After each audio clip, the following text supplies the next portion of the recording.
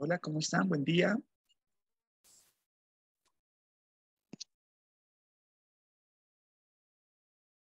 Buen día, licenciado. ¿Cómo está? Buen día. ¿Me escuchan bien? Sí, se escucha bien. Por favor, si pueden hacer su registro mediante chat. Voy a compartir pantalla para que revisemos nuestra lectura de Menger.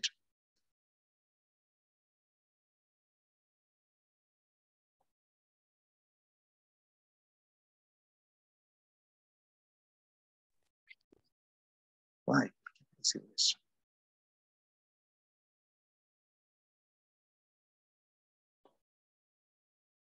Ya.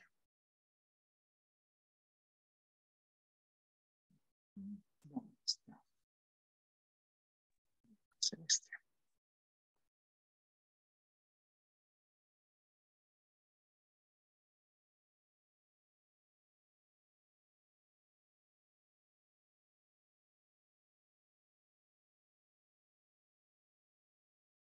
¿Se logra ver en pantalla el PDF?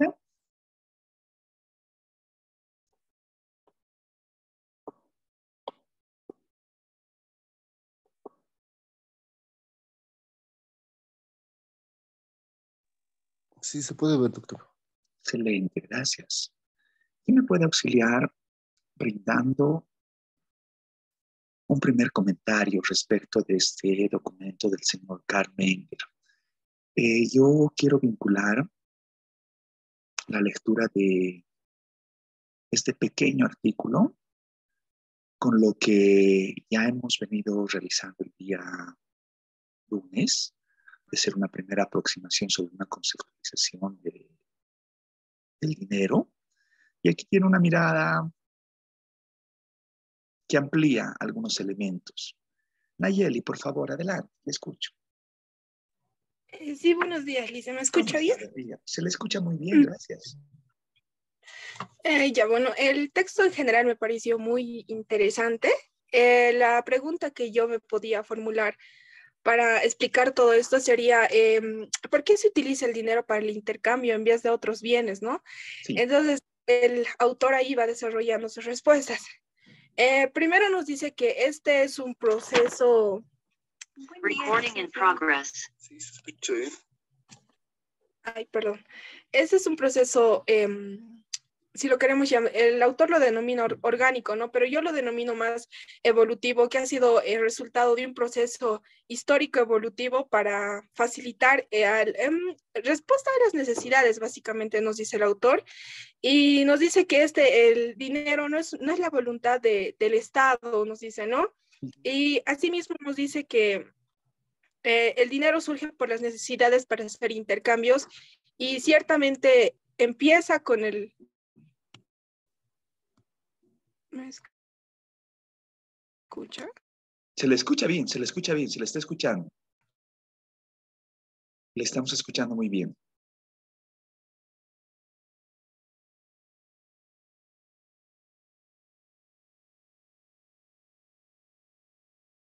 Nayeli.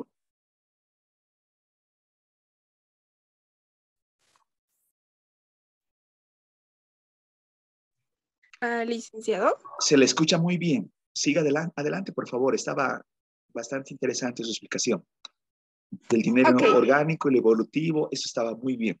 Estaba bien interesante. Exacto. Entonces nos define básicamente el autor que el dinero surge por la necesidad de hacer un intercambio. Sí. Ahí nos explica que se utiliza el trueque, pero el problema del trueque es que no hay una doble coincidencia de intereses. ¿Por qué? Porque si yo quisiera intercambiar, por ejemplo, los panes que produzco por la tela que produce, por ejemplo, usted, ambos deberíamos estar interesados en los bienes que estamos ofreciendo.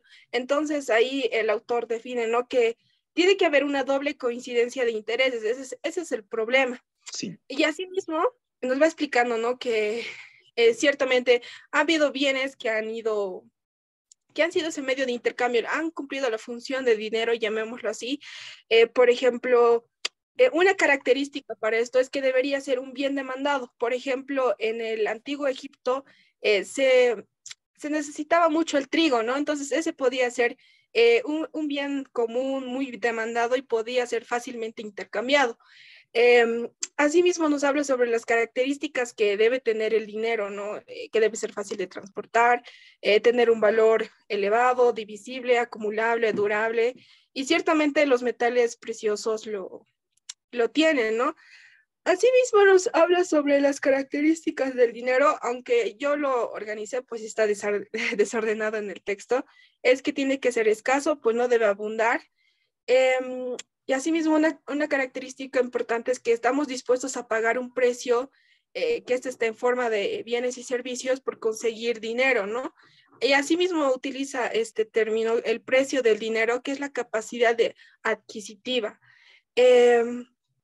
Y define básicamente el dinero como el medio de intercambio generalmente aceptado por todos. Si no lo aceptáramos absolutamente todos en la Tierra, no sería un medio de intercambio. Eso sería el resumen. Muchísimas gracias, Nayeli. Es un buen resumen, sumado a que no simplemente sintetiza, sino también adiciona algunos elementos desde su mirada. Me ha agradado mucho ese punto de vista de lo evolutivo, por supuesto que es un rasgo característico de las economías modernas, como decíamos, parte de una mirada de desarrollo del ser humano, comprende justamente el efectivizar, ganar eficiencia en sus operaciones transaccionales cotidianas. No sé si es que alguien más gusta complementar lo que dijo Nayeli o voy a acudir a mi lista. Tal vez quisiera hablar, voy a tratar de hablar con quienes no suelo hablar. No sé si se encuentra Carla Vargas. Licenciado. ¿Cómo está Carla? Buen día. Buenos días, licenciado. ¿Gusta Lo que yo he complementar? podido... Adelante, por favor. Sí, licenciado. Lo que he podido leer del libro y entender es que nos dice que el comercio primitivo, el hombre económico toma conciencia, ¿no? Aunque es de forma muy gradual y que las ventajas económicas se sobreentendían en ese tiempo. Y de esta manera se explotarán las oportunidades de cambio existentes, ¿no, licenciado? Sí. Los objetivos, nos habla de los objetivos de las personas que estaban mayormente dirigidos en la cultura primitiva Sí. Y a lo que estaba al alcance de cada persona, ¿no? Eso he entendido, licenciado, no Le sé. agradezco, es una muy buena complementación. Aileen, ¿gusta complementar algo más? Sí, licenciado. Por El favor. libro prácticamente plantea de la explicación y el tratar de dar argumentos sobre por qué el dinero o una moneda metálica, una cosa metálica, tiene un valor para intercambio y regulación. También la función específica del dinero como medio de intercambio corriente y universal. Y también nos habla sobre el problema de la ciencia que aún debe de resolverse, que explica en el curso de las acciones homogéneas y generales, que en el momento de practicar el comercio, estas se ven implicadas. También habla, como mi compañera Carla habló, sobre el comercio primitivo, que el hombre económico toma conciencia de una forma muy gradual de las ventajas que el comercio se genera y para explotar las cosas e intercambiarlas por otras también. También habla de que el trueque es algo no muy práctico y sobre problemas, sobre la fluidez más que todo. Esa parte es la que me ha llamado la atención, que una de las dificultades para el comercio y es el proceso de la fluidez y los grados de liquidez de los productos que esto genera. Buenísimo, Aileen. Es un gran aporte. A ver, yo quiero ponerles en contexto, complementando a las intervenciones de Carla, Nayeli y Aileen. El señor Karl Menger proviene de una escuela bien tradicional para los economistas, la escuela austriaca. Entonces tiene una mirada interesante en toda esta lógica del utilitarismo, donde resulta que los individuos somos seres racionales, el homo economicus, que tomamos ciertas decisiones a la luz de nuestros intereses, de lograr un mejor bienestarismo. De esa forma, el señor Karl Menger, por esto esta obra es como que un referente histórico, son de los primeros indicios por plantear una explicación en lo que después agarrará cuerpo, que referirá como teoría, comprendida como teoría monetaria y más específicamente vinculando el uso del dinero. El señor Karl Menger, originalmente su formación no es economista, sino más bien estamos hablando con un jurista, y un jurista que relaciona el dinero desde una óptica, van a ver en la parte introductoria, hace ciertos alegatos filosóficos, tal vez incluso vincula, sin decirlo, algunos elementos conductuales de psicología, algunos elementos sociológicos, y ese aspecto es interesante, ¿no es cierto? Porque si de pronto relacionamos la mirada economicista actual, es bastante mecánica, ¿no es cierto? Y bastante abocada a lo que es nuestra área del conocimiento, sin lograr esa conexión como se hacían los pensadores de antes, ¿no? Donde la filosofía era un elemento sumamente importante para explicar muchos de los racionamientos que se necesitaban comprender de la realidad que de pronto les complicaba en su momento, ¿no?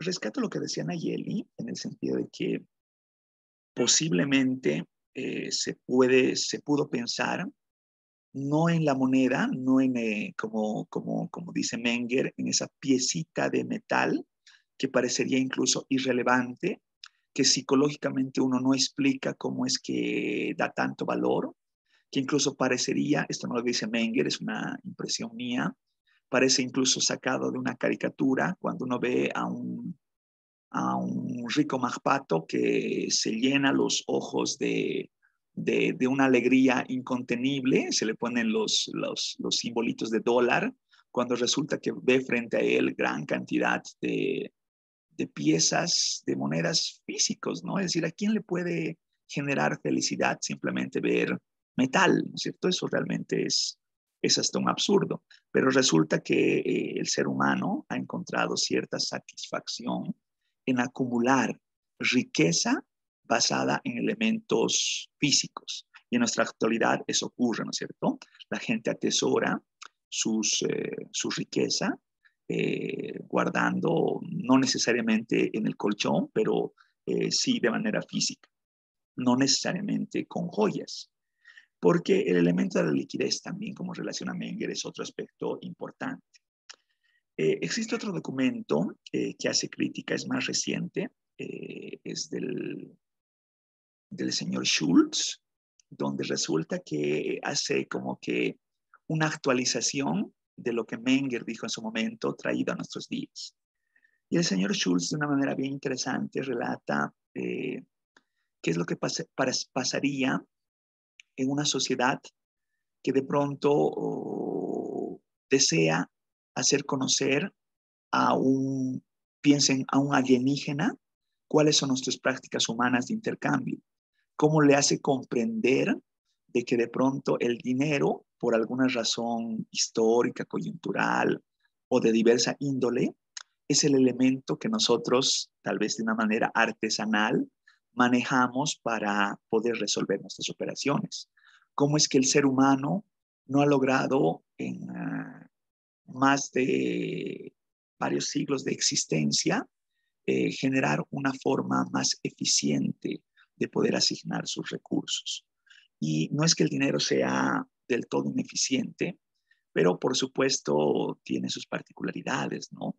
Tiene la necesidad de llevar un elemento másico, de tener un aspecto que requiere que se imprima, que requiere que tenga cierta legalidad, cierto contraste, y bueno, de eso vamos a hablar también a lo largo de la sesión del día de hoy. La pregunta que les hago, y ahí quisiera alguna voz crítica de quien guste comentar. ¿Se podría pensar en los años venideros que el dinero, como lo conocemos, me refiero a billetes y monedas, pueda desaparecer de nuestras vidas? ¿Piensan que puede darse algo así? ¿Puedo comentar, licenciado? Auxílieme, por favor, José Miguel. Bueno, yo pienso que en el futuro sí, ya que desde esta época ya están implementando las criptomonedas, ¿verdad? Que son más Sí. anónimas y eso sí, creo que las personas van a empezar a usar más en el futuro. Tarjetas de crédito, ya no tanto en papel físico como lo es ahora. Bueno, para la nueva generación, ¿no? Algunos Sí. estamos acostumbrados a manejar billetes, monedas, pero ya se acostumbran más a usar tarjetas de crédito, débito para pagar directo. Ya no están cargando con eso. Así es, así es. Y estoy de acuerdo con usted porque implícitamente las operaciones han cambiado, pero se requiere de una tecnología. Lo vamos a hablar también. Hablaremos en este orden, ¿ya? Primero con Pablo y luego hablamos con Diana. Pablo, adelante, por favor. Sí, licenciado. Sí, yo creo que sí, así como lo conocemos, papel y moneda, con el tiempo yo creo que va a ir desapareciendo. Incluso ahora yo mismo ya mucho ya no manejo, digamos, tantos billetes, tantas monedas, porque muchos lugares ya están implementando lo que es el QR, los Sí, traspasos, ¿no?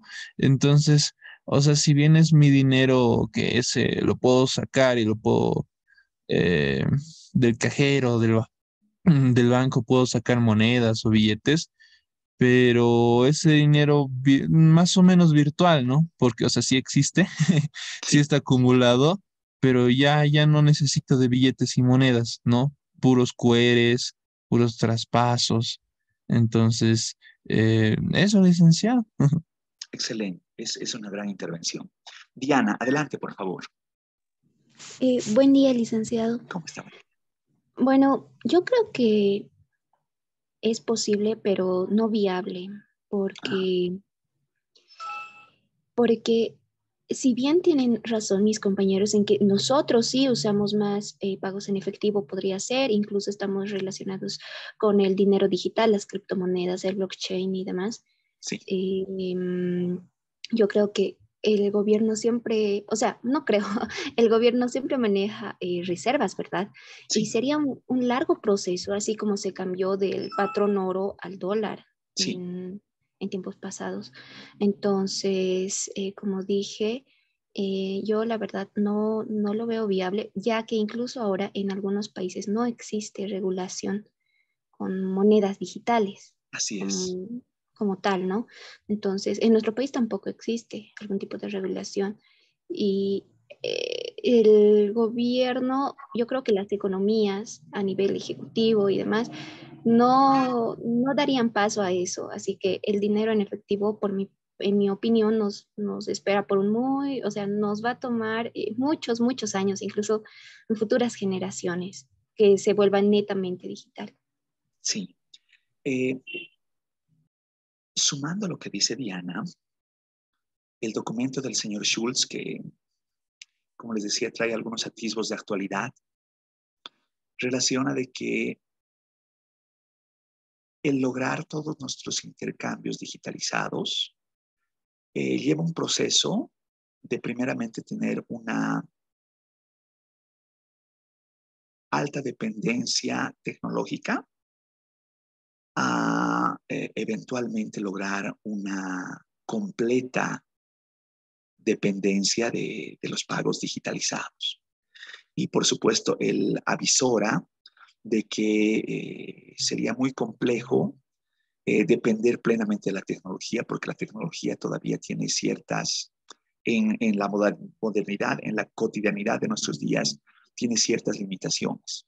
Ustedes saben que en el caso boliviano, el Internet no es de cobertura plena.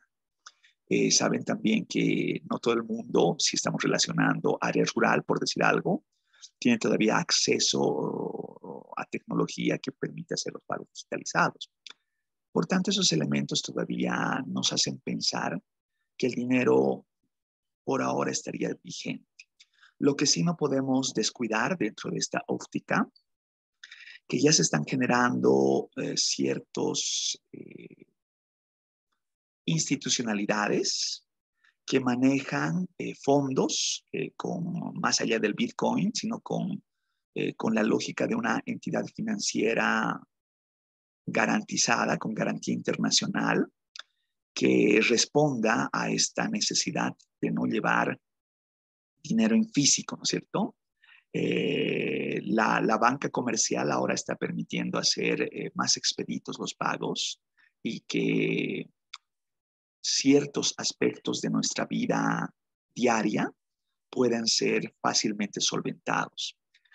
Por ahora yo todavía en nuestra Bolivia no lo veo tan fácil, sobre todo por tal vez un desfase generacional, de que alguien vaya a la tiendita de la esquina y sea usual para comprar, no sé, pues un par de más raquetas, el pagar con medio digital, ¿no es cierto? Eso todavía no es tan cotidiano. Puede que exista, pero más bien es lo excepcional. Lo mismo pasaría con el tema del transporte, ¿no es cierto? Todavía estamos con nuestros buses de los 50s y ahí pagar el micro es pues pagar con monedita, ¿no es cierto?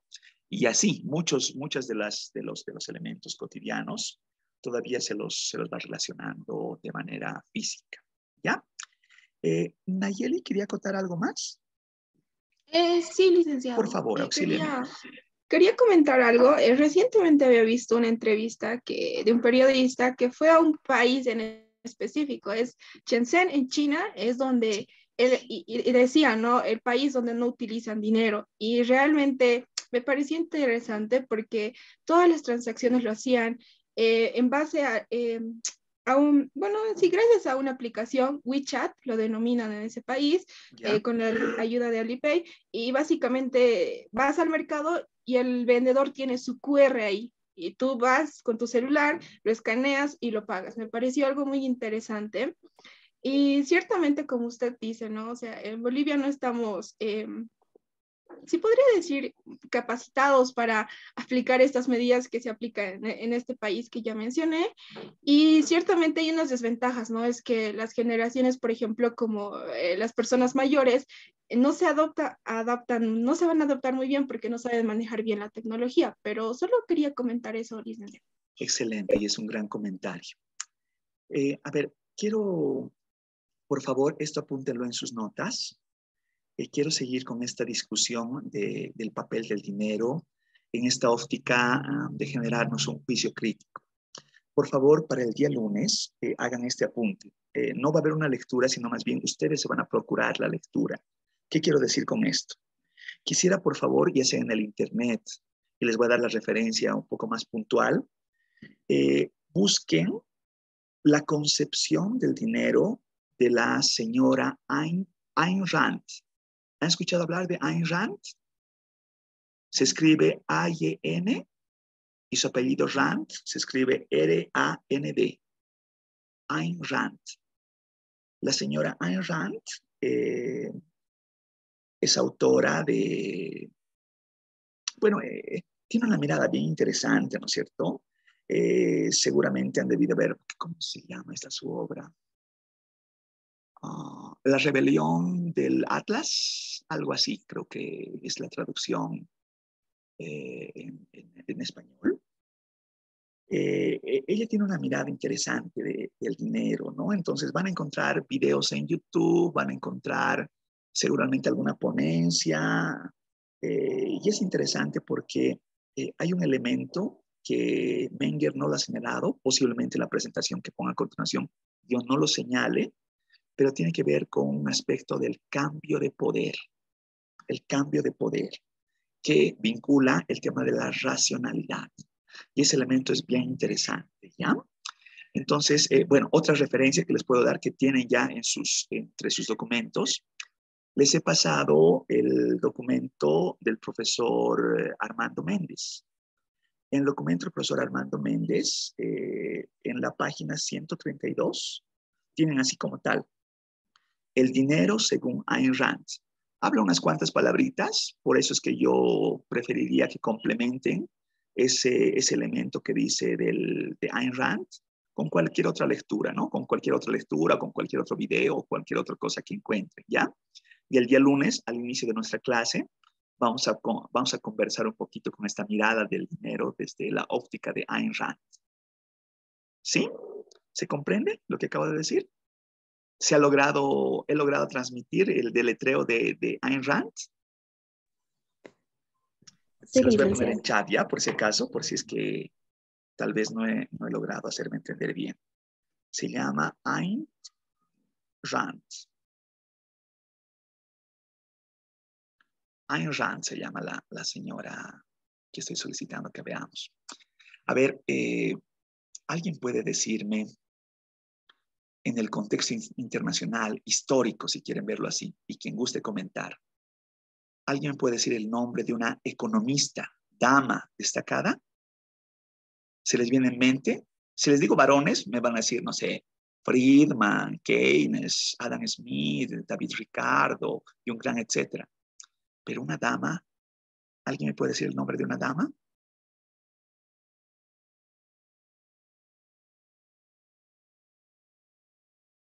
Sin buscar en el Google, ¿no? Porque era una respuesta a primeras luces. Y más allá de eso, en el contexto internacional actual, ¿alguien me puede decir el nombre de una dama? Más cercano, en el contexto boliviano, ¿alguien me puede referir una economista dama destacada? Y es que no las haya, ¿no? Sino que, no sé, yo sigo asumiendo una visión de que debe cambiar, donde resulta que lo masculino es el estándar preeminente, ¿no es cierto? Y eso seguramente con la mirada de ustedes. Eleanor Ostrom dice, Eleanor Ostrom ha sido ganadora de premio Nobel. Eleanor Ostrom es una eminencia, ¿no? La profesora Eleanor Ostrom, si ven su obra, es bien interesante, pero ha sido... Esther Duflo, ¿quiénes han pasado conmigo econometría en invierno? ¿Recuerdan que les he hablado de Esther Duflo? Cuando les mostraba esa lucha entre el señor Angus Deaton y les decía a la señora Esther Duflo, y creo que les he pasado alguna literatura, ¿no? Entonces, sí hay, ¿no? Esther Duflo creo que es profesora, bueno, ella tiene su propio instituto, ¿no? El Poverty Lab. Y así como Esther Duflo, la señora Sabina Alquire, por ejemplo, es bien interesante. Y así, hay muchas damas, ¿no es cierto? Pero lo que quiero matizar es que históricamente parecería que estamos hablando de un mundo o de una concepción economicista gestada por varones. Y bueno, pues son procesos históricos que seguramente ahora se los ha superado, ni siquiera voy a decir se los está superando, se los ha superado. Yo veo que en la misma carrera la presencia de las mujeres es mucho más marcada, ¿no? Ana Teresa Morales, ¿quién es Ana Teresa Morales?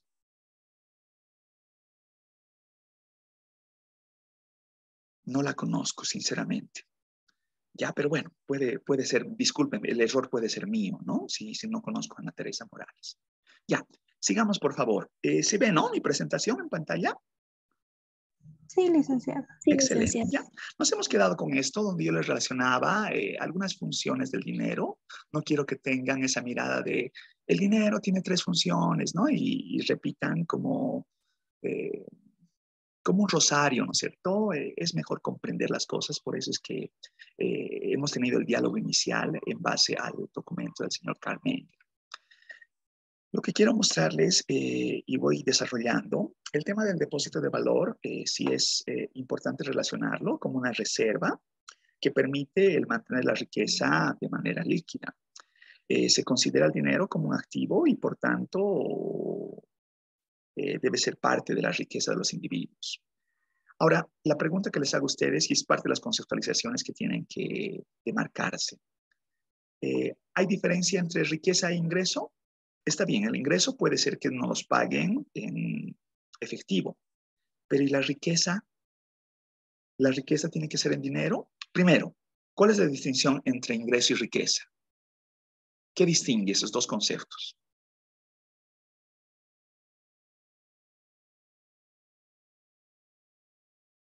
¿Alguien tiene esa mirada?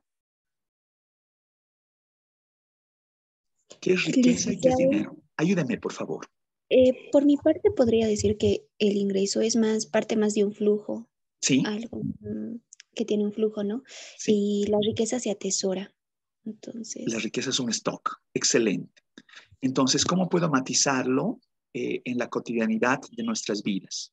Por ejemplo, en el caso de la familia de cada uno, ¿cuál es su riqueza y cuál es su ingreso? ¿Cuál es su stock y cuál es su flujo? licenciado, podría ser que tal vez el stock de cada familia sea el patrimonio que tiene. Así es, así es, así es. El patrimonio que puede ser relacionada con bienes, posiblemente cuenta bancaria, posiblemente dinero bajo el colchón, ¿no es cierto? Y el dinero justamente es el pago, generalmente, el pago producto de nuestro trabajo, ¿no es cierto? Entonces, por supuesto que el ingreso genera el flujo que permite aumentar la riqueza. O de pronto la riqueza también puede irse deteriorando en el tiempo e incluso enlazar algunos casos donde el ingreso es el equivalente a la riqueza, ¿no es cierto? Personas que viven en el día a día y no tienen ninguna acumulación de bienes ni de capitales y de pronto lo que ganan es lo que tienen, ¿no es cierto? Entonces, ese elemento siempre es importante distinguir. Una reserva de valor es aquel activo que tiene un valor real estable en el mercado, evitando fuertes fluctuaciones a lo largo del tiempo. Este tipo de activos son utilizados para proteger el valor de los ahorros de las inversiones en momentos de elevada volatilidad o inflación. Y hemos relacionado, y esto está sucediendo en el caso de la Argentina en estos días, ¿no es cierto? No sé si han visto, se ha dado en estos días como que una queja de la prensa argentina por una nota boliviana que hizo el periodista, creo que fue Mario Galindo, no sé cuál fue el que hizo esa nota, que mostraba cuánto se cambiaba de pesos argentinos a bolivianos. Y decía, hace 10 años, 100 pesos argentinos se cambiaban por 250 bolivianos. Tal vez me estoy equivocando en las cifras, ¿no? Ahora en la actualidad, los mismos 100 pesos argentinos valen, y saca unas moneditas, ¿no? 1,20 centavos. Yo pienso que no ha sido una alusión de decir argentinos pobres, ¿no es cierto? A pesar que lo hayan sentido así, sino ha tratado de manifestar una realidad que más allá de lo pintoresco de esa explicación, es lo que está sucediendo en la Argentina, ¿no es cierto? El poder adquisitivo de su moneda ha caído drásticamente. Y es lo que nosotros nos sucedió en la hiperinflación de los 80, ¿cierto? Entonces, por eso en muchos casos se presume que el dinero podría ser una reserva ante este tipo de volatilidades, entre comillas, porque el dinero igual se deprecia. A ver, sigamos más allá. Como una medida de valor, esto ya lo hemos dicho, una unidad de cuenta, un numerario, un patrón monetario que permite el intercambio y la asignación de recursos. Los bienes pueden expresarse en una unidad, en bolivianos, por decir algo, dentro de nuestras fronteras, y que estos sean comparables entre bienes, ¿no es cierto? Es difícil comparar, como decíamos, ¿no? Dos gallinas por un servicio médico, ¿no es cierto? Eso es, en el trueque se hace realmente muy complejo. Entonces, sí es importante tener en cuenta el numerario a través del dinero. Así como hablamos del dinero en moneda nacional, también se puede relacionar el dinero que coexiste en el mismo país, pero que no sea de fuente nacional, sino la divisa, una moneda extranjera. Monedas que por razones económicas fungen dentro de la oficialidad de nuestras fronteras. Algunos países, como decía, como el caso de Ecuador, adoptan la moneda extranjera como moneda nacional, ¿no es cierto? Por supuesto que eso también tiene sus implicancias. La más obvia es la pérdida del señoriaje, que vamos a hablar un poco más adelante, y posiblemente el beneficio más directo es considerar la estabilidad del país del cual se está adoptando la moneda. Las divisas son consideradas como un activo, ya que el dinero de otros países tiene un valor sujeto a la estabilidad de esa otra economía, y este valor se consigue cotizando o marcando un valor fijo por un Estado u organización. En el caso boliviano es el Banco Central quien da la primera pauta, a pesar de que existe un libre cambio también, ¿no es cierto? Pero el libre cambio se guía por la orientación de la autoridad monetaria. Los mercados de divisas todos los días realizan transacciones de compra y venta en función de intereses que tengan esta realización de intercambio entre monedas. También el relacionar como otra función el patrón de pagos diferidos, donde el mercado realiza transacciones que no necesariamente utilizan medios de pago, sino que pueden darse a través de transacciones donde se entrega bienes y servicios que pueden ser pagados en un futuro, ¿no es cierto? A crédito, si quieren ver, ¿no es cierto? Entonces, ese tipo de diferimiento es usual en nuestras economías modernas.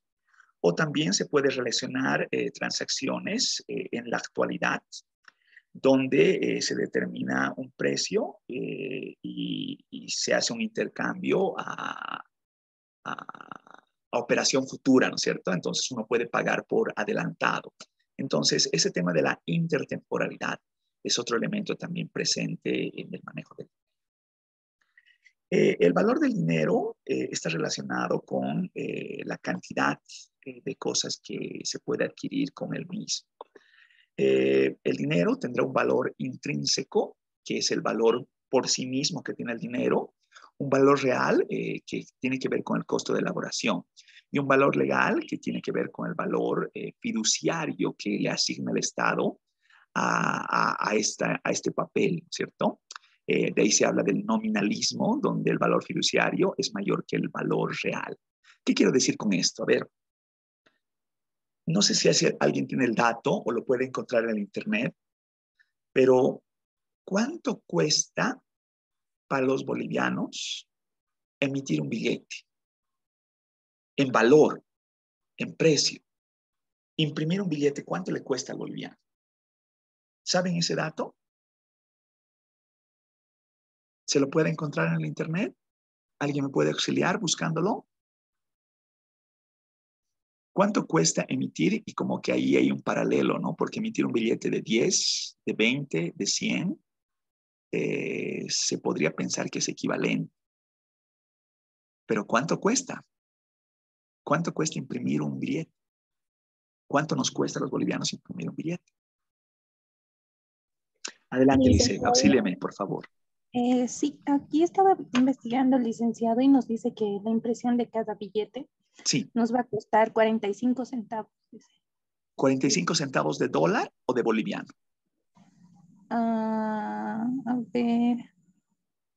De boliviano, licenciado. Sí, de boliviano. Ya. Cada billete cuesta 45 centavos de boliviano, menos de... Es decir, estaríamos hablando como 50 centavos, si queremos redondearlo, algo así. Sí, sí, licenciado, eso explica aquí. Y eso nos explica el Banco Central. Ya, me parece una cifra bien bajita. Si es que alguien tiene otro dato, me parece bien bajito, porque yo recuerdo que en gestiones anteriores esto era un poco más costoso. Y ahora presumo, no lo conozco, soy sincero, no conozco, pero por las medidas de seguridad que se han incrementado, resulta que creo que se ha hecho más oneroso imprimir un billete, pero no estoy seguro. Ustedes saben que el papel no es un papel cualquiera, es un papel de Francia, ¿no es cierto? Que no se lo puede, no cualquier ciudadano puede adquirirlo, sino tiene que ser una petición de Estado al emisor del papel. La emisión no se la hace en Bolivia y por supuesto que las medidas de seguridad tienen que tener un respaldo institucional, de una entidad que avale, que garantice el que sean irreplicables, ¿no es cierto? Y todos esos aspectos me hacen pensar que 45 centavos de boliviano es un monto muy bajo. Si posiblemente me relaciona 45 centavos de dólar y multiplicamos 7 por 45 o 6.9 por 45, eso puede ser tal vez un poquito más razonable, pero no estoy seguro, ¿no? Si tiene alguien el dato, lo agradecería enormemente. Y así como le decía, valor intrínseco, también hay un valor extrínseco que relaciona el valor de cambio, ¿no es cierto? El poder adquisitivo de compra del dinero. Esto lo deben conocer, han debido ver en sus cursos de economía básica, la ley de Grisham, donde resulta que el dinero malo desplaza al dinero bueno, ¿no? Y el ejemplo ahí es claro, cuando de pronto habían monedas de oro y monedas de plata que circulaban en una economía, uno podía lograr la equivalencia, pero resulta que el oro era más apreciado que la plata, ¿no es cierto? Entonces, como que las personas preferían guardarse el oro y circular la plata, ¿no es cierto? Y hay algunas explicaciones psicológicas que dan respuesta a este tipo de atesoramientos. No sé si les ocurre a ustedes, pero pensemos que están manejando un fajo de billetes y en el fajo de billetes tienen los billetes de reciente corte y los billetes más antiguitos. Y cuando uno tiene que pagar, generalmente se queda con los billetes de reciente corte y paga con los billetes más antiguitos, ¿no es cierto? Porque uno presume de que está guardando su dinero, cuando en realidad ese dinero va a dar 1001 vueltas, ¿no es cierto? Y si ese billetito está de pronto ya muy viejito, va a salir de circulación, ¿no es cierto? Entonces, esa presunción es justamente parte de nuestra mirada no racional de atesorar riqueza, ¿no es cierto? Por supuesto que en esta lógica ya no existe en el planeta monedas que sean de oro, ¿no es cierto? Incluso, bueno, ahí podemos pensar ciertas aleaciones que vamos a hablar un poco más adelante. Esto ya lo he hablado del tema del trueque, que realmente en la economía moderna puede que existan algunos casos aislados. El día lunes ustedes me han hablado de situaciones como en Cobija, me han hablado del marketplace, y uno puede remontar históricamente, ¿no? Al tema del manejo del denario, el manejo del intercambio de sal, o resulta que el cacao, ¿no es cierto? Es decir, hay muchas experiencias históricas de cómo se generaba intercambios comerciales de bien por bien, ¿no es cierto? Sin embargo, en la actualidad, el trueque, más que dejar de existir, se ha vuelto sumamente ineficiente por no generar un numerario razonable para el intercambio de bienes. Aquí les pongo una referencia que, bueno, no existe un compendio completo de historias sobre todo el transcurrir de la moneda en Bolivia. Sí existen algunos referentes, posiblemente no de actualidad, pero ahí les pongo algunos elementos que pueden ser de consideración, ¿cierto? Como el tema de la creación de la Casa de la Moneda, donde se acuñaba moneda, estamos hablando de Potosí, ¿no es cierto? Y resulta que aquí hay toda una historia. El que ha ido a visitar el museo sabe de ese trasfondo, ¿no es cierto? Operado por esclavos africanos y que resulta que Potosí realmente era el bastión de la antigua Charcas y realmente el dinamismo económico no estaba en La Paz, sino más bien en Potosí.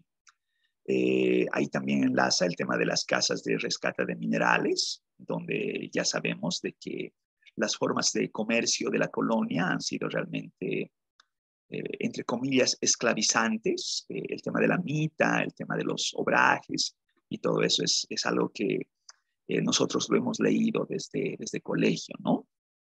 En 1825, con la creación de la República, se enlaza la primera ley monetaria.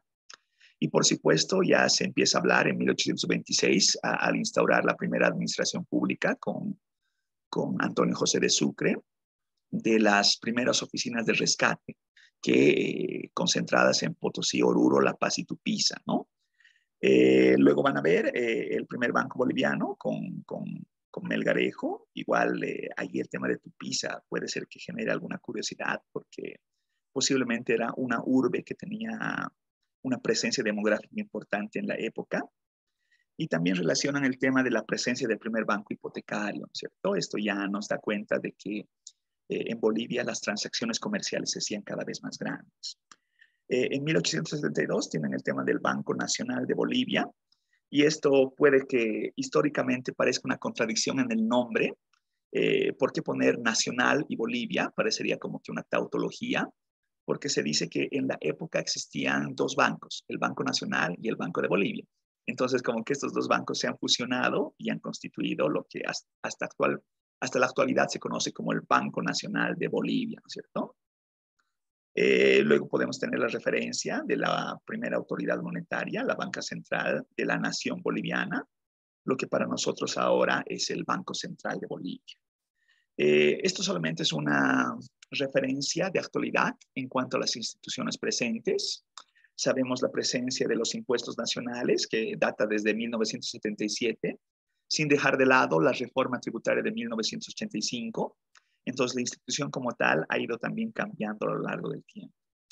La Bolsa Boliviana de Valores, que verán desde el 79, opera hace más de 40 años. Sin embargo, uno puede cuestionar su presencia en el mercado internacional, incluso en el mercado nacional, ¿no? Realmente tienen que ser empresas contadas las que coticen en bolsa y bueno, pues no existe una fluctuación en cuanto a la rentabilidad que brinde esta bolsa boliviana, ¿no? Si no estamos hablando de tasas fijas que no permiten generar inversiones expectables. La ley de bancos desde los 90s y entidades financieras.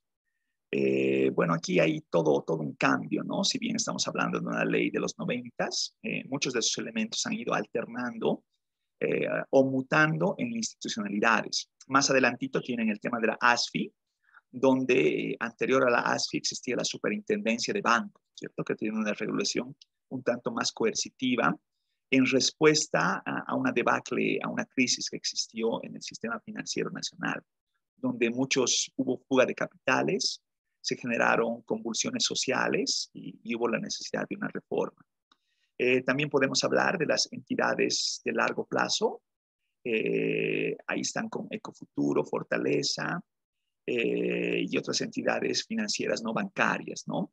En el caso boliviano esto es bastante folclórico porque tenemos el tema de las cooperativas, los fondos mutuos, y realmente hay toda una institucionalidad, no quiero decir subterránea, pero en muchos casos está al margen de la tuición de la ASFI, ¿no? Entonces, cuando ustedes ven una institución como el Prenda Más o, no sé, pues, he visto en el Oriente que existen muchas de estas entidades de préstamo que en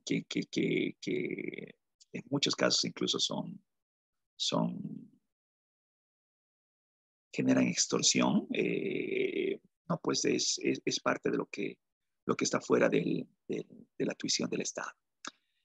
Bueno, ahí pone la ley de servicios financieros, que relaciona tal vez más reciente data, pero igualmente con continuas actualizaciones.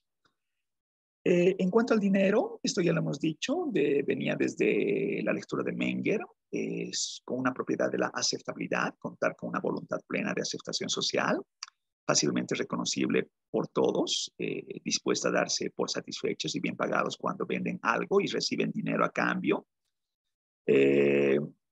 Por supuesto que debe generar confiabilidad, y la confiabilidad en el caso del papel se lo da a través de medidas de seguridad, ¿no es cierto? Ya sabemos de que las nuevas impresiones de los billetes tienen más medidas de seguridad, ¿no es cierto? Las marcas de agua, el tema de las fibrillas, el tema del hilo de seguridad, las impresiones alto relieve, todos estos aspectos. Y por supuesto el contraste a luz ultravioleta, ¿no es cierto? Donde permiten garantizar que no se pueda falsificar la moneda.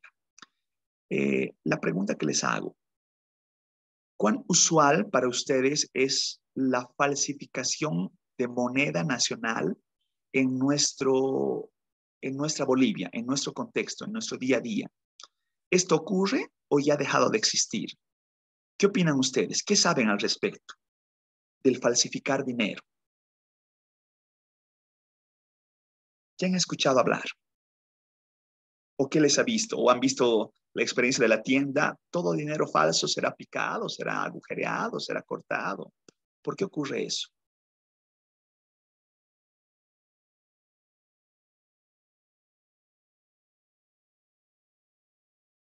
Estoy viendo mi chat. Jorge me dice, no es muy frecuente monedas, más en billetes. ¿No han visto también monedas falsas? Yo he visto. No sé si ustedes. Yo he visto el reemplazo de pesos peruanos por nuestra monedita de 5 bolivianos. Las de 5, ¿no es cierto? Las de 5 bolivianos. ¿Han escuchado hablar de... Esto ocurría más en los billetes antiguos, ¿no? De que los lavaban con lavandina y en un corte de 10 bolivianos, bueno, no sé cómo, ¿no? Es decir, realmente yo no lo he visto, pero se generaba una impresión de 100, ¿cierto? Entonces, eso me parece sumamente artesanal y al que haga eso, un artista, ¿no? Si es que lo hace. Pero la pregunta es, ¿se siguen falsificando billetes? ¿Siguen habiendo falsos a 2022, a agosto de 2022? A ver, ¿quiénes me quieren conversar? Perdón, voy a ver. Hablaremos primero iremos ahora en orden inverso, ¿ya? Primero Lisette y luego hablamos con Pablo. Sí, licenciado, como comentaba, ¿no? De las moneditas de 5 bolivianos, yo sí la he visto. Sí. Porque mi mamá tiene tienda, entonces algunas veces nos confundimos, no llegamos a ver bien la moneda. Sí. Y respecto a la pregunta, sí, hoy en día siguen habiendo estos billetes falsos, ¿no? Porque incluso con los nuevos billetes que ha salido, el que nos muestra ahí en la imagen, aún lo han ido perfeccionando estas técnicas porque si antes veíamos, ¿no? Con unas linternitas especiales sí. para ver detectar si es falso o no. Hoy en día, aunque estemos usando esos, muchas veces podemos llegar a confundir, ¿no? El billete porque ya tienen esas líneas, entre otras cosas, otras marcas, que en sí no es fácil de diferenciar. Entonces, se puede decir que sí, se sigue dando esto de la falsificación de dinero y más que todo, en monedas así falsificadas no he visto, pero sí que nos llegan a confundir con otras monedas de otros países, ¿no? Sí. Así es. Eso, licenciado. Excelente, Lisette. Gracias. Pablo, adelante, por favor. Y luego hablamos con Fabiola. Sí, licenciado. De hecho, a veces no nos damos cuenta, ¿no? Incluso muchas veces podemos nosotros manejar billetes o monedas falsas y las hacemos nuestras transacciones normales, ¿no? Porque según nosotros no es normal el billete. Yo creo que ha bajado, yo creo que sí, ¿no? Yo creo que sí ha bajado un poco, pues el aumento de la seguridad en la fabricación de billetes, también cada vez hay más herramientas y más a la mano herramientas para poder identificar los billetes, ¿no? Entonces, yo creo que ha disminuido, pero sigue habiendo por la cuestión de que nosotros, nuestro objetivo, a diferencia del banco, que el banco sí, digamos, cuando tú vas a hacer un pago o lo que sea, sí se percatan de que todos los billetes son, o sea, no haya falso, ¿no? Pero en nuestro caso, nuestro fin es hacer un intercambio, hacer una transacción, ¿no? Muchas veces no estamos al pendiente de si es verdadero, si es falso. Entonces, yo creo que esa es una de las razones principales, ¿no, licenciado? De que siga habiendo. Así es, plenamente de acuerdo. Fabiola, adelante, por favor. Sí, licenciado, yo veía que se sigue emitiendo, ¿no? Estos billetes falsos, incluso nosotros como personas, he visto también que aún así seguimos intercambiando este medio. Además que he visto que las personas más vulnerables a esto son las personas de la tercera edad, porque ellas, digamos, no distinguen las medidas de seguridad, en especial los billetes nuevos, yo veía que muchas personas no quieren recibir este billete porque ellos no distinguen estas medidas. Sí. Además que incluso se pueden llegar a confundir. Es por eso que incluso han prohibido que en las citas se emitan estos billetes del tamaño real, Así porque igual es. puede llegar a una confusión. Así Y es. entonces, porque incluso las personas de tercera edad no tienen una buena vista. Yo, digamos, de la manera que yo percibo un billete, si es falso o no, es de la marca de agua. En Claro. cambio, las personas de la tercera edad no pueden fijarse eso, ¿no? Eso sería, licenciado. No, muchas gracias, Fabiola. Ramiro, ¿gusta acotar algo más? Sí, licenciado, no sé si me escucha. Se le escucha muy bien. Sí, bueno, licenciado, yo voy en una línea contraria, tal vez a lo que decía el compañero que ha empezado a rebajar la emisión de billetes falsos. ¿Por qué? Porque lastimosamente en el día a día en el comercio informal las personas no se dan cuenta, ¿no? De este nuevo corte que tienen los billetes ahora, los nuevos, porque la falsificación es tanta que ahora hasta las marcas que son fosforescentes, o sea, Sí. no te lo detectan, ¿no? La luz Sí. ultravioleta, por decirlo. Sí. Entonces, es más fácil para una persona, yo creo para los que falsificar los cortes nuevos. ¿Por qué? Porque ahí es donde no se detectan, ¿no? Y a veces, como en el comercio informal, el dinero va rápidamente, entonces la gente no se preocupa en ver si es verdadero o falso, simplemente se fijan que sea nuevo, porque los cortes nuevos, o sea, solo lo tocan el papel y se lo guardan, ¿no? Entonces, en ese sentido, yo creo que la población no está bien informada al momento de reconocer un billete falso, y esto yo creo que va a seguir, ¿no? Sí. Lastimosamente va a seguir hasta que las personas sepan, digamos, cómo realizarlo. Eso, Liz. Comparto. A ver, iremos 2 intervenciones más. Vamos con Diana y de ahí nos vamos con Jessica. Adelante, Diana. Gracias, Lee. Bueno, mi aporte iba también por el lado de que sí existe falsificación actualmente. Tampoco podríamos decir que se está aminorando la cantidad de billetes falsos o monedas, ya que, bueno, yo pude ver lastimosamente a una persona que era una persona de la tercera edad y del área rural. Entonces le han engañado con 100 bolivianos de sus productos que traía acá a la ciudad y nada, pues los deja muy mal ya que esa es su ganancia y también su capital, ¿no? Entonces sí existe y creo que las personas que falsifican, incluso las propias vendedoras por no perder dinero y algunas personas también por no perder ese billete lo hacen circular y llega a manos de personas que son vulnerables. Por lo tanto, bueno, lo que yo podría aportar es que, o sea, si es que alguna vez nos toca algún billete así, o sea, ya guardarlo, perforarlo, ya quitarlo de la circulación. Eso es, licenciado. Muchas gracias, Diana. Jessica, adelante, por favor. Licenciado, buenos días. Respecto a lo que decía la anterior compañera, de que se tiene que fijar la marca de agua, ya no es así. Le comento que creo que ha aumentado más esto en la pandemia. Sí. Mi papá tiene un taller de chapería y esto nos ha pasado con un billete de 200 y también con lo de 50. Ya. Pero le comento que el billete es todo igual, tiene marca de agua, es papel moneda, tiene relieve.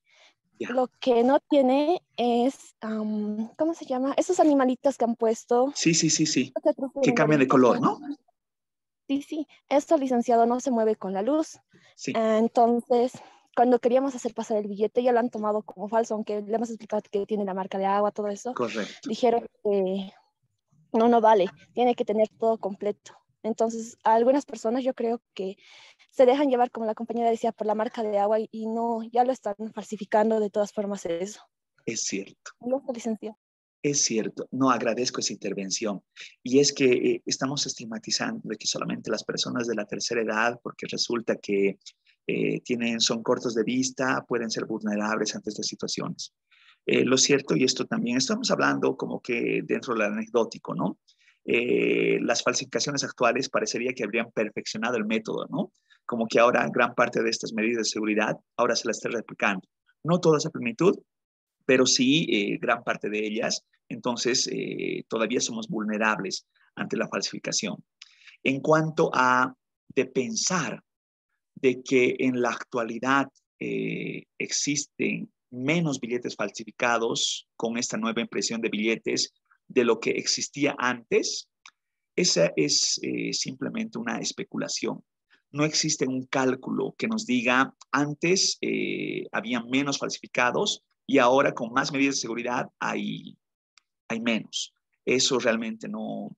Sería interesantísimo que el Banco Central pueda relacionar algún elemento, pero el Banco Central generalmente tiene la política de no divulgar este tipo de desfases, ¿cierto? Sino más bien propiciar a que la gente se culturice en cuanto a todas las medidas de seguridad. Pero eso también es bien complicado, ¿no? Al haber más medidas de seguridad, se hace más complejo culturizar respecto a la verificación del billete. Ya, pero son elementos que seguramente los vamos a ir tratando y es parte también de nuestra vida, de nuestra realidad. La divisibilidad hace que no se altere el valor, ¿no es cierto? El pagar fraccionado nos permite que el papel del dinero cumpla su propósito de lograr un intercambio expedito. Si tuviéramos la lógica de transar a través del trueque con animales, siempre está la razón de ¿y cuánto vale un chancho en precio de gallinas? ¿Y cuánto vale una vaca en peso de chanchos y gallinas? Y así, ¿no es cierto? Entonces, ese numerario se hace impracticable. La homogeneidad va a dar cuenta que las personas están dispuestas a recibir indistintamente cualquier unidad monetaria, pero por supuesto que aquí hay preferencias, ¿no es cierto? Es decir, que si uno recibe un pago y dice 100 bolivianos, si se lo pagan con un billete de 100, excelente. Si se lo paga con 2 billetes de 50, va bien. 5 de 20 va bien, pero que nos paguen, digamos, con puro moneditas de a 50 centavos, ya pues incluso el volumen se hace, no es tan agradable, ¿no es cierto? Que nos paguen un sueldo de 1.000 bolivianos de puro monedas, bueno, ya dificulta. Y por el contrario, en algunos casos también se requiere tener moneda en sueltito, ¿no es cierto? De hecho, incluso hay un comercio informal donde existen personas que van a cambiar al banco grandes cantidades de dinero y por una comisión van a los comercios a darles el dinero cambiado, ¿no es cierto? Entonces, por cada 200 bolivianos, no sé cuánto es, ¿no? Me estoy inventando una cifra porque no lo conozco, si alguien sabe la precisión de esto. Por cada 200 bolivianos, yo te voy a dar de puro un pesito y me das 2 pesos, por decir algo, ¿no es cierto? No sé si será así, pero sí he visto que existe ese tipo de cambios en los comercios informales, sobre todo, ¿cierto? Ya. Les pongo ahí el ejemplo de, si bien la homogeneidad puede darse en pesos bolivianos, también tiene que representarse en moneda extranjera, ¿no es cierto? El tema del dólar ya escapa de nuestras manos en cuanto a la tuición del señoriaje, pero por supuesto muchos de los bienes que se comercian en territorio nacional se los puede pagar en dólar. No todos los negocios aceptan dólares, pero cuando se hacen transacciones grandes, anticréticos, ventas de casa, ventas de bienes inmuebles, generalmente se los estira todavía a cotizar en dólares. Hay un aspecto interesante y se los pongo a colación a continuación. En la cara del frente, no sé si ustedes han notado, pero hay una particularidad que el señor Oppenheimer la saca siempre a relucir. Generalmente nosotros, por tal vez alguna nostalgia histórica, ponemos a protomártires, ¿no? Como un simbolismo de el héroe de la patria, recordando históricamente lo que sucedió en la revolución de no sé cuándo y no sé qué. En Estados Unidos es algo similar, ¿no? Poner a Ben Franklin, poner a Roosevelt y poner así a figuras de su independencia es lo habitual. Y curiosamente en países asiáticos, por eso les pongo, bueno, en el euro hay algo similar, ¿no es cierto? Aquí tal vez con infraestructura, pero vean el caso de Singapur, por ejemplo, ¿no es cierto? Donde resulta que la prioridad es el tema de la educación. Entonces resulta que ellos, como dice Oppenheimer, distinto de los latinos, que nos gusta ver hacia atrás, los asiáticos tienen la mirada de ver hacia adelante, ver el futuro, ver lo que está sucediendo, concebir que la educación es el propulsor del desarrollo, ¿no es cierto? Por eso que en sus billetes, en los de corte minúsculo, los cortes mayor, tienen a personas trabajando, tienen a personas estudiando. Vean en el billete de Singapur de 2 pesos, dice education hacia abajo, ¿no es cierto? Así para como que para ellos ese es el símbolo importante, la educación, más que el protomártir de la República o quién sabe, ¿no es cierto? Entonces realmente eso es algo que cambia. La durabilidad tiene que dar cuenta de papeles especiales en los cuales se maneje la moneda, ¿no? Si fuera un papel cualquiera, y por supuesto se tiene que pasar por muchas manos, realmente el deterioro sería grande. No quiere decir con ello que los billetes no se deterioren, pero tienen que tener un tiempo de vida. Los billetes actuales se elaboran en papel especial hecho con fibras alargadas de algodón y con técnicas de impresión complejas, como el tema de la marca de agua, los hologramas, la tinta invisible, buscan evitar la falsificación. No es perfecta, ¿no? Ya lo hemos hablado. A menudo la composición del papel incluye lino, algodón y otras fibras textiles. Cada vez esto se hace más complejo. Vean las monedas, son de acero inoxidable. Ya no existe el óxido, ¿no? Que existía antes en las monedas anteriores, sobre todo las que tenían cobre, ¿no es cierto? Entonces, eso también ha cambiado. Y se dice, esto no lo puedo corroborar, pero que la resistencia del papel moneda de los cortes anteriores tenía una mejor calidad de impresión que las de los cortes actuales. Bueno, no sé, a simple vista yo eso no puedo constatarlo, ¿no? Tal vez habría que hablar con un experto. El tema de la portabilidad, de fácil transporte, ¿no es cierto? Ahí es un sarcasmo tener una camionada de billetes. Esto ya no existe. Yo les contaba en la hiperinflación. Se pagaba los sueldos así, ¿no es cierto? En carretillas. Ahora ya esto no ocurre. Y el tema de la liquidez, de pensar de que tener dinero a mano para comprar bienes y servicios todavía justifica el tener dinero másico, ¿no es cierto? Por supuesto que con la modernidad, nuevos medios se están actualizando, el pago por QR, lograr transferencias cuenta a cuenta, ya es más habitual, ¿no es cierto? Incluso en contextos como el que ustedes mismos relataban, donde en una economía no existe dinero y todo se paga de manera digitalizada. En el caso boliviano, como lo hemos hablado, yo todavía veo un tanto distante esta situación. Ya, ahora tenemos todavía unos minutitos, ir a nuestra tarea que tenemos para el día de hoy. Quiero que veamos los M's. ¿Han logrado averiguar los M's? ¿Alguien sabe sobre los M's? Y para poner eso, voy a poner a colación esa imagen, ¿ya? Que ahí relaciona en términos grandes los agregados. Pero, a ver, yo voy a quitar, dejo de compartir y tengo varias manitos levantadas.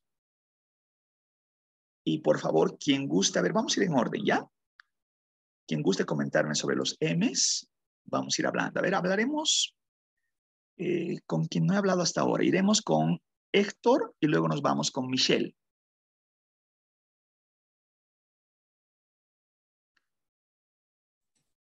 ¿Cómo está, doctor?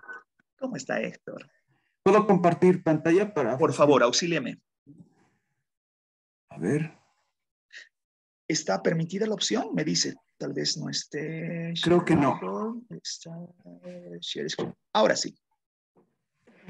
A ver, ya. Aquí está. Compartir. ¿Me confirma si puede observarse? Se puede ver. Ya, pues bien, la información que he hallado y extraído corresponde al BCB, al Banco Central de Bolivia, tanto en el glosario definitorio y en la base de datos plana obtenida, ¿no? Excelente. Entonces, podemos observar las distintas definiciones a los conceptos de las siglas M1, no sé si será M1, pero ahí está, M1, M'1, M2, M'2, M3, M'3, M4 y M'4. Bueno, la diferencia entre la M y la M' para los 4 números es el detalle de economía abierta o economía cerrada. La prima incorpora el detalle de economía abierta, es decir, añade dentro de la extensión de las variables o subvariables que contiene el criterio de moneda extranjera o títulos públicos en poder del sector privado no financiero. Y estos son que, no títulos, sino aquí me he confundido, incorpora el detalle de moneda extranjera y depósitos a la vista en moneda nacional con mantenimiento de valor respecto al dólar estadounidense. Ese es el detalle que se diferencia entre cada M1 número y el M' respectivo. Entonces, pues vamos, estos M's suponen agregados monetarios y cada uno tiene una característica específica. En el cuadro superior podemos ver que básicamente es como un complemento, es decir, M1 contiene dentro de sí algunas subvariables, M2 añade al M anterior algunas otras variables y así sucesivamente hasta llegar al M4 y M4'. Por ejemplo, aquí podemos ver el M'4 que contiene toda una serie de variables, toda una fila, supera creo que la veintena, sí, o más o menos por 15, y todo un conjunto de variables que reflejan ya de manera concreta un agregado monetario. Y claro, esto ya tiene sus propias interpretaciones. Y por ejemplo, el M1 significa agregado monetario que incluye monedas y billetes en poder del público y depósitos vista o depósitos a la vista en moneda nacional y en unidades de fomento a la vivienda o UFB. Y claro, correspondientemente el M'1 supone un agregado monetario que incluye M1 y los depósitos a la vista en moneda extranjera y moneda nacional con mantenimiento de valor respecto al dólar estadounidense. Lo propio con el M2 supone un agregado monetario que incluye el M1 y los depósitos en caja de ahorro en moneda nacional y UFB. M'2, agregado monetario que incluye el M'1 y los depósitos en caja de ahorro en moneda extranjera y este detalle y MB-DOL. Esto significa con mantenimiento de valor respecto al dólar estadounidense. Agregado, el M3, agregado monetario que incluye el M2 y los depósitos a plazo fijo y otras obligaciones en moneda nacional y UFB. M'3, agregado monetario que incluye el M'2 y los depósitos a plazo fijo y otras obligaciones en moneda extranjera y con el valor respecto al dólar estadounidense. El M4, agregado monetario que incluye el M3 y los títulos públicos en poder del sector privado no financiero en moneda nacional y UFB. Y por último, el M'4 tenemos agregado monetario que incluye el M'3 y los títulos públicos en poder del sector privado no financiero en moneda nacional, UFB, moneda extranjera y con el mantenimiento del valor respecto al dólar estadounidense. Y bueno, aquí ya en las otras dos celdas precisado de manera concreta el significado de cada variable. Pero las principales son MN, que significa moneda nacional, sí. M, moneda extranjera, A, cuasi dinero o caja de ahorros. Ahí tenía esa duda respecto del significado de cuasi dinero. Sí. E, depósitos a la vista, P, plazo fijo o otras obligaciones, UFB, unidad de fomento a la vivienda. Y claro, partimos siempre de la C, que supone billetes y monedas en poder del público. Bueno, de esa manera sé que es un poco enrevesado porque trata toda una amalgama de variables, pero considero que las vamos a ir viendo detalle a lo largo de las clases. Y pues bien, ahora con la consideración de estas 8 variables, he extraído una base de datos, no sé si se puede observar. Se puede observar. Desde el 2003 hasta el 2021. Para el 2022 también tenemos el detalle, pero solo hasta enero. Entonces, las cifras que aquí se encuentran son hasta diciembre de cada año gestión. Por ejemplo, para el 2003, en tanto M1 supone la cifra correspondiente a diciembre de ese año. Entonces, bueno, esta es la base de datos plana. Excelente. Variables M1, M2, M3, M4 y sus primas correspondientes. Bueno, este es el detalle, doctor. Está espectacular, Héctor. Y quiero pedirle un favor. Primero, vayámonos con la otra pestañita, por favor. Auxíliame todavía proyectando un ratito. Y si me puede auxiliar, si puede, por favor, compartirnos este archivito al grupo WhatsApp. Le agradecería enormemente. Lo voy a hacer. A ver, quiero comentarles 2 cosas mientras vemos este detalle que es muy interesante, el que ha hecho Héctor. Yo les comento solamente dentro del anecdótico, ¿ya? Cuando yo era estudiante de economía y pasaba economía monetaria, por alguna razón que me parece ahora absurda, nos hacían memorizar, ¿no? Estos agregados, ¿no? Decían, una pregunta de examen, ¿no?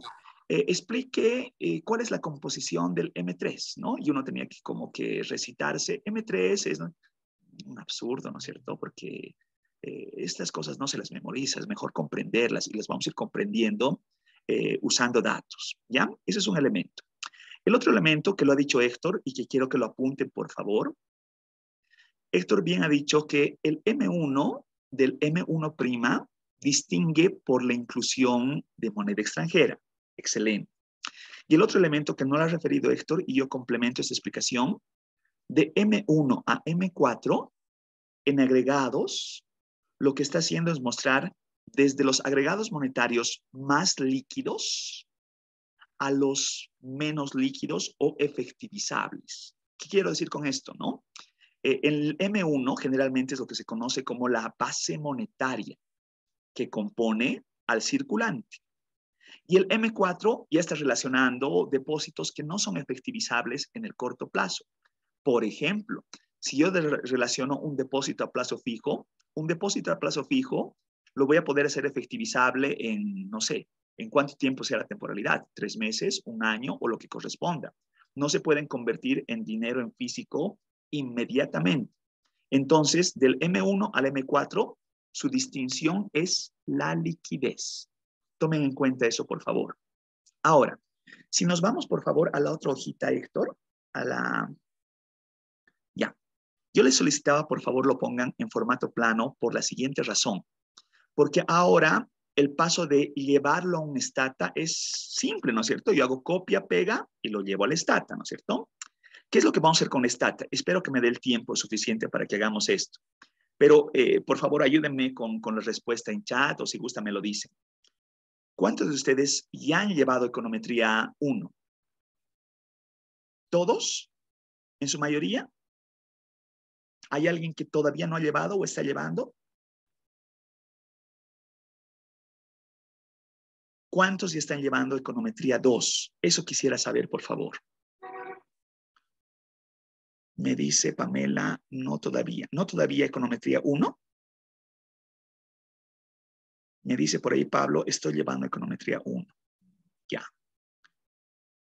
A ver, eso nos va a generar un ligero desfase, pero bueno, otra vez reitero, esto no es una materia de econometría, pero necesitamos intuitivamente algunos elementos para poder relacionar lo que les voy a referir en cuanto a la modelización que compete economía monetaria. A ver, ¿qué es lo que vamos a hacer? Primero, ¿han logrado instalarse el STATA en sus equipos? Si no han logrado instalarse, excelente, gracias porque me estén respondiendo así. Algunos me dicen, estoy llevando econometría 1, estoy llevando ya. En el pensum de econometría 1, no van a empezar viendo series de tiempo. Series de tiempo es como que la parte final que se deja en un avance pequeñito a razón de que en econometría 2 ustedes profundicen en ver todo lo que es Bog-Jenkins, en ver procesos ARMA, procesos VAR y un gran etcétera, etcétera, etcétera, etcétera. Lo que yo quiero por ahora, y esto va a ser parte de nuestra investigación como evaluación final, es hacer una distinción inicial con los agregados monetarios en procesos estacionarios y procesos no estacionarios. Intuitivamente yo les voy a explicar qué significa un proceso estacionario y qué significa un proceso no estacionario, ¿ya? Entonces, van a ver que la modelización en Stata es sumamente simple y la forma de identificar un proceso estacionario realmente no reviste gran complejidad, ¿ya? Puede que haya una matemática detrás, pero voy a intuitivamente explicar la matemática que se necesite, lo poco que necesitemos, ¿ya? Entonces, creo que Héctor ya nos ha compartido. No sé si me puede prestar pantalla, Héctor, por favor. Ahorita voy a dejar de compartir pantalla ya, y excelente, y nos comparte, ¿ya? Yo en bien. tanto voy a estar compartiendo mi pantalla y voy a abrir el Stata. Entonces, ¿qué quiero pedirles, por favor? Lo que quiero pedirles es, síganme. Puede que ahora no me sigan a plenitud, pero quiero que me vayan siguiendo en lo que vamos a hacer el día lunes. Ya quisiera que todos tengan en sus máquinas instalados el Stata y podamos ver lo que vamos a ver hoy día de manera inicial, ¿ya? Entonces, voy a compartir pantalla. Primeramente voy a abrir un Stata. Si ustedes pueden abrir su Stata en sus equipos, sería fabuloso.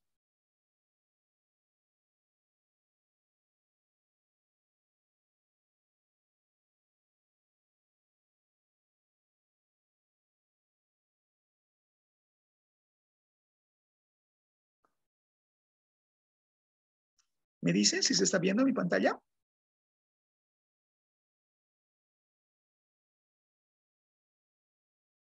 Ahora sí, licenciado. Excelente. Ya. Bueno, para los que están viendo por primera vez, este es el entorno convencional del Estado. Les he compartido el día lunes, creo que fue, que le pedí permiso a Carlos, el que nos pueda compartir el Drive. Carlos es el auxiliar, no sé cómo se llama, no sé si se llama auxiliar, ayudante, no sé cuál es el nombre, pero que nos apoya en la materia de macroeconomía 2. Entonces, Carlos, lo que está trabajando con ellos es, bueno, les ha ayudado a instalar el Stata, les ha dado una primera clasecita que les ha grabado y por supuesto también les he compartido a ustedes. Y si gustan, digamos, ver lo que él ha hecho, puede servirles. Si necesitan que yo les brinde algún apoyo desde entender un poquito mejor el Stata, con mucho gusto lo hacemos. Pero como que vamos a ir haciendo las cositas paso a paso, entonces no va a ser muy complejo de que me puedan seguir sin que hayan cursado econometría, ¿ya? Entonces, a ver, me voy a ir a ver estoy yendo a ver el WhatsApp y estoy descargando el documento que nos ha compartido Héctor.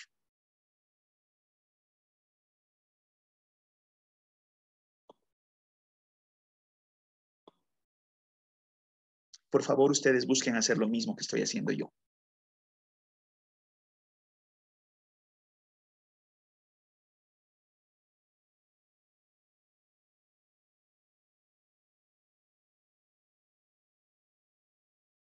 Se está viendo mi pantalla, ¿no? Sí, licenciado. Ya. Entonces, vamos a hacer lo siguiente, por favor. Lo que yo voy a hacer, así de una manera sumamente simple, copio del Excel de Héctor, me voy al Stata, y en el Stata voy a poner el comando, en la ventana de comandos, voy a poner el comando edit. Y ahí voy a copiar lo que me ha pasado Héctor. Y va a salir ese anuncio que diga, quiero utilizar la primera fila como datos o nombres de la variable, y le voy a decir sí, quiero que considere como nombre de variables. Ah, algo ha pasado. Licenciado, como el... Me he equivocado, ¿no? Sí, como el Excel está con puntos, está separando miles también. ¿Puede ser los puntos? A ver, vamos a ver eso. Sí, ese es. Yo le he cambiado a formato, le he cambiado el formato, sin formato le he puesto. Para decimales el punto. Ah, ya, es eso lo que le está... Ya, y puede ser que sea esto también, ¿no? Que sea aquí M1, M1P, le voy a poner así, digamos. M2, M2P, M3, M3P, M4, M4P, ya, ese es uno. Y me decía que el formato no está agarrando. A ver, voy a hacer un intento más. Voy a hacer un intento más si no cambiamos el formato. Puede que a ustedes también les ocurra esto que me está pasando a mí, ¿cierto? Entonces vamos a ver cómo también disipamos ese problema.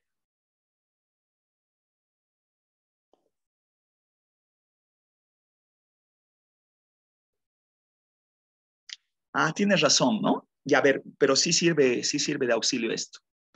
Pueden ver, por favor, yo he copiado los datos, simplemente copiando y pegando, y ha ocurrido que los datos se han puesto en rojo, ¿no es cierto? Si están en rojo, no los está reconociendo como números. Tiene que copiarse en negro. Tienen que estar los datos en negro. Entonces, lo que me decían es, les ha quitado el punto, ¿no es cierto? A ver, podemos hacer eso, digamos.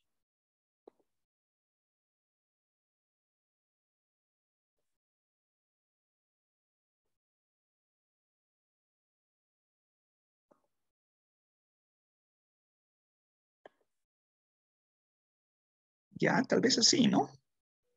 Pero pese a eso le voy a quitar los decimales, ¿ya? Para que no me genere mayor conflicto.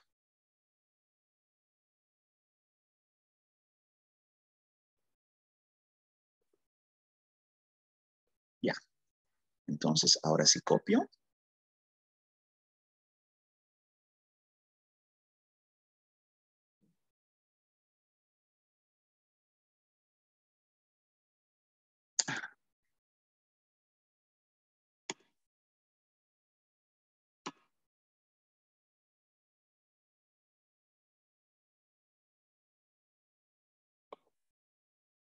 Ahora sí, ¿no?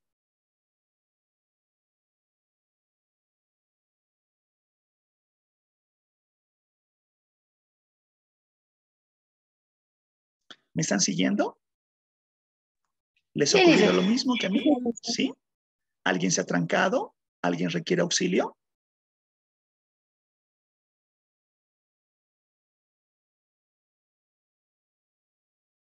¿Estamos bien?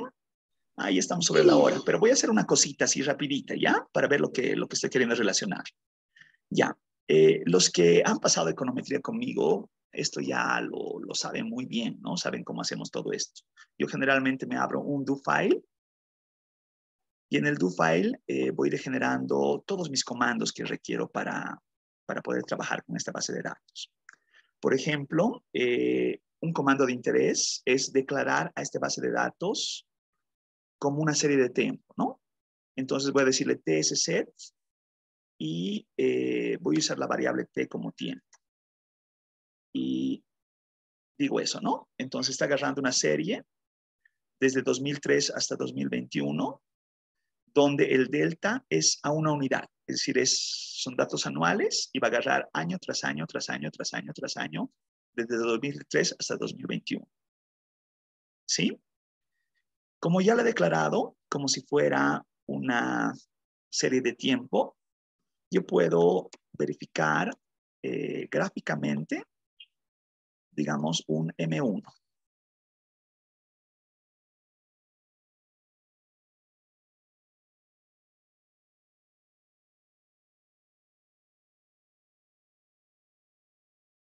¿Se logra ver ese gráfico? Sí, licenciado. Ya. Y así como he hecho con el M1, puedo hacer con cualquiera de los otros, ¿no? Puede hacer un M1',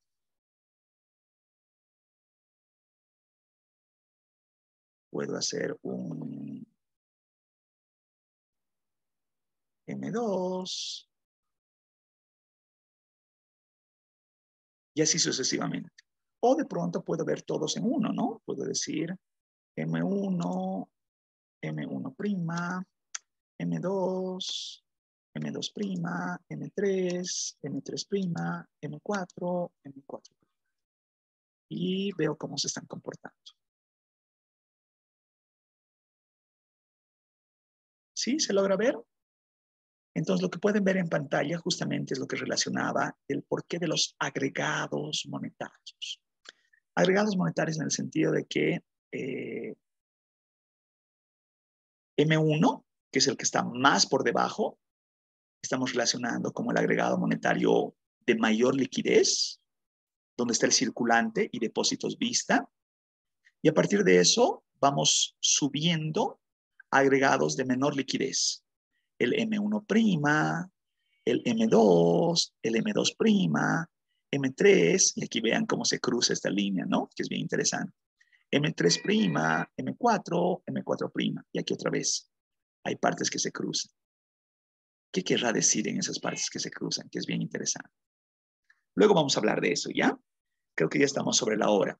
¿Me han logrado seguir hasta lo que he hecho? Que he hecho muy poco. Vamos a analizar esto con mucho más detenimiento. Entonces, yo lo que voy a hacer con esto que les estoy mostrando, esto todavía está muy simple, ¿no? Pero vamos a adicionar más variables, vamos a adicionar más elementos. Voy a relacionar procesos estacionarios alrededor de estas tendencias, posiblemente verificar si existe un grupo paseo aleatorio, si hay alguna necesidad de generar alguna primera diferencia, o buscar un modelo de rezago distribuido. No sé, ya vamos a ver qué elementos adicionamos. ¿Ya? ¿Alguna duda, comentario, sugerencia, inquietud? Por favor, necesito que ustedes puedan tener su stata cargado los M's y seguramente vamos a utilizar algunas variables más que las vamos a construir hacia el día lunes. Perdón, doctor, una solicitud. Sí, adelante, por favor. El detalle de que tenemos que conocer aspectos de econometría 1. Sí. Quizá podamos tener una clase taller con usted así para estar al tanto, porque algunos estamos pasando econometría, ¿no? Y es complicadito. Por eso le pedía que... ¿Con quién está pasando econometría? Claro, los detalles que vamos a tener en cuenta para nuestra investigación en materia de econometría, sería Sí. bueno que los repasemos en una clase, doctor, ese sería... Encantado, no hay ningún problema. No es que vamos a pasar, a ver, ¿cómo vamos a hacer esto? Este no es un curso de econometría, pero cuando se lo requiera, lo que se requiera, con mucho gusto yo voy a ir enlazando. Por ejemplo, este tema de por qué he hecho el TSZ y por qué de pronto vamos a hacer algún tema de alguna modelización regresiva, lo voy a explicar con mucho gusto.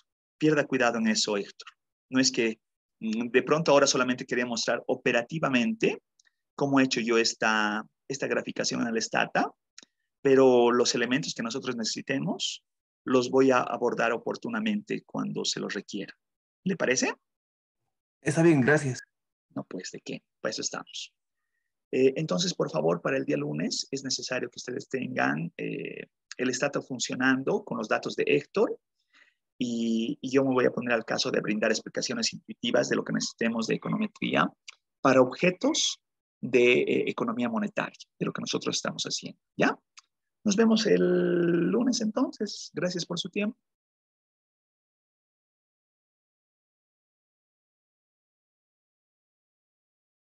Gracias, licenciado. Hasta luego. Gracias. No se olviden, por favor, lo de la Ayn Rand, ¿ya? Tener una lecturita ahí de la Ayn Rand que dice cuál es su concepto sobre el dinero para que charlemos sobre eso al inicio de la clase. ¿Ya? Nos vemos el lunes. Doctor, Muchísimas gracias. Hasta luego. Hasta luego, doctor. Hasta luego. No se olviden instalar el Stata. Les he pasado el Google Drive en el WhatsApp, ¿cierto? Y ahí tal vez tienen una primera inducción del manejo del Stata que brindó Carlos Pantoja, ¿no? Entonces, si gustan también pueden, él me ha brindado su autorización para que puedan utilizar ese material, ¿no? Si gustan hacerlo.